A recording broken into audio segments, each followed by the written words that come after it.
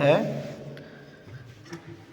Actually एक कहानी के थ्रू मैं अब इसको हम समझने की कोशिश करें कि लॉ, एक तो लॉ है, कानून, और एक न्याय है, जस्टिस, इंसाफ। तो कानून के द्वारा इंसाफ मिल पाता है, नहीं मिल पाता है। कानून अलग चीज़ है लॉ से, लॉ कानून से इंसाफ अलग चीज़ है या एक ही चीज़ है? क्या लॉ के थ्रू हम न्याय को दे पाते हैं, लोगों को नहीं दे पाते हैं? बहुत सारे क्वेश्चंस हैं, लेकिन सवाल ये है, एक शब्द और आ जाता है इसमें, ऑर्डर, व्यवस्था। इसका भी बड़ा क्लोज रिलेशन है लॉ, जस्टिस और ऑर्डर का। तो सवाल, एक कहानी है कि साहब एक लेडी थी, फ्रांस में रहती थी, और फ्रांस का शहर पेरिस जो है वो आपको पता है आर्टिस्ट लोगों के लिए बड़ा मशहूर है। वहाँ पे जो कलाकार लोग हैं, आर्टिस्ट, पेंटिंग वगैरह वहाँ पे देखने को मिल जाएंगे आप, एक से एक बढ़िया कलाकार पेरिस में। तो पेरिस में रहती थी, उसे घूमने का शौक़ था और पुरानी चीज़ें इकट्ठी करने का भी शौक़ था, एंटिक चीज़ें। चाइना गई, वहाँ पे उसको एक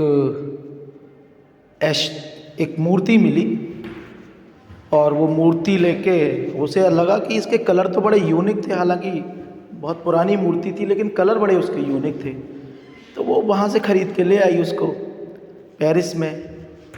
अब उसके कलर उसे इतने अच्छे लगे कि उसने सोचा कि मैं अपने घर को भी इसी कलर में रंगवाऊंगी। मालदार लेडी थी, घूमती फिरती भी रहती थी। उसने वहाँ के जो आर्टिस्ट थे, जो कि पेरिस कलाकार लोगों के लिए मशहूर है, आर्टिस्ट, पेंटर्स वगैरह, माइकल एंजेलो तो पेरिस में पैदा हुआ, उसकी एक एक पेंटिंग की कीमत कोई कीमत लगा ही नहीं सकता है।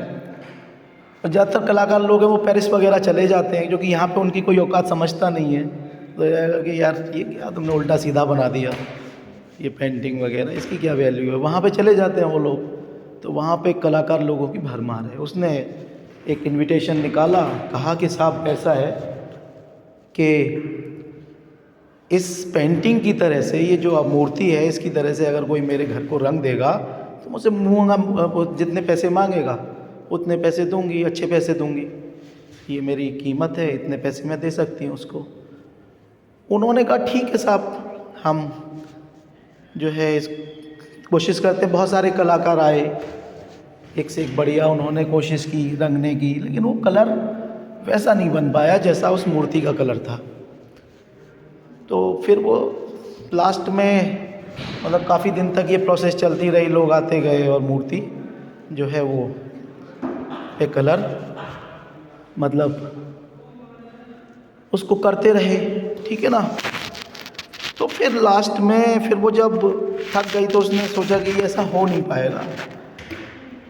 तो फिर एक कलाकार था, उसने कहा कि भाई मैं ऐसा कलर रंग सकता हूँ, आप मुझे बताओ, लेकिन एक शर्त होगी मेरी। कि क्या शर्त होगी? शर्त ये होगी कि 15 दिन तक आपको घर छोड़ के जाना पड़ेगा।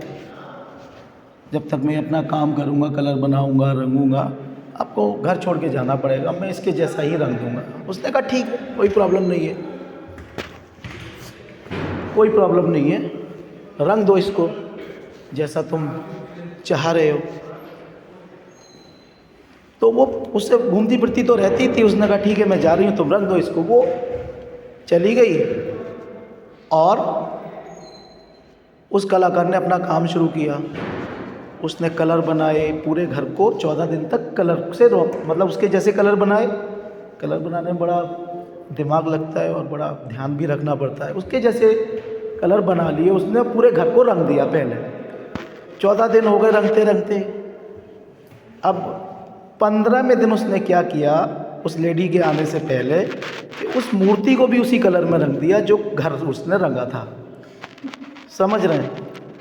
अब वो मूर्ति भी उसके जैसी हो गई। तो जस्टिस और लॉ के बीच का रिलेशन समझने के लिए कहानी अपने आप में इसी वजह से महत्वपूर्ण हो जाती है कि जो लॉ है वो जस्टिस को एक दिन अपने रंग में रंग ही लेता है, ठीक है ना। जो कानून है वो न्याय को अपने रंग में रंग ही लेता है एक दिन, मतलब वो कलर तो बन ही नहीं पाया, इंसाफ तो मिल ही नहीं पाया। तो जो लॉ था या जो वो उसने जिस कलर में घर को रंगा उसी कलर में फिर मूर्ति को रंग दिया उसने। तो बड़ा मतलब गहरी कहानी है ये लॉ और इंसाफ के बीच का रिलेशन बनाने की, क्योंकि इंसाफ देना बड़ा मुश्किल काम है, जस्टिस देना बड़ा मुश्किल काम है, हर किसी के बस की बात नहीं जस्टिस देना। हम लॉ बना देते हैं और लॉ क्या होता है आपको पता है? लॉ क्या होता है अगर लॉ को हम डिफ़ाइन करें तो कि वो रूल्स और रेगुलेशन जो सोसाइटी को रेगुलराइज करने के लिए ज़रूरी होते हैं।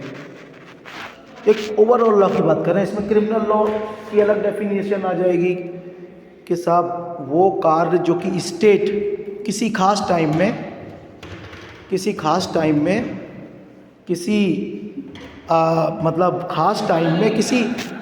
खास स्थान पर किसी खास टाइम में किसी खास जगह पर कोई काम जो अपराध राज्य बताता है या ताकतवर आदमी कानून बनाने वाला बताता है उसको हम क्राइम कहते हैं। खास समय में होना चाहिए और खास जगह पे।